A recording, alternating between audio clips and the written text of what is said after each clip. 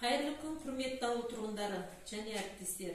Махамбет бұрынғы соңғы қазақ ақындарының ішіндегі ең бір күштісі деп саналуға тиіс. Махамбет жырлары өз замандағы ең қанды, ең әсерлі сөз, көпшіліктің өз үні, өз тілі, өз арман талабы. Бұл классик ақынымыздың шығармашылығына берілген әділ баға деп білуіміз керек.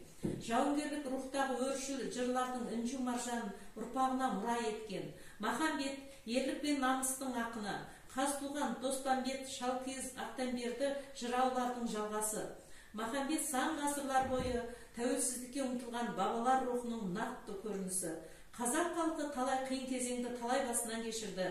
Елін, жерін, көзінің қарашығындай қорғаған, оның мүддесі үшін қабырғасы қайысып, қасық қаны қалғанша қорғап, мақсат еткен дара тұлға батырлары болған. Олар сабырдың, тәуекел мен арманның түлегі. Міне осындай көрнекті өкілдердің бірі Махамбет Өтемісұлы. Ол тасқындаған қайраттың ғана емес, ең алдымен кең толғап, кем пішер, кемеңгер ақылдың көрінісі.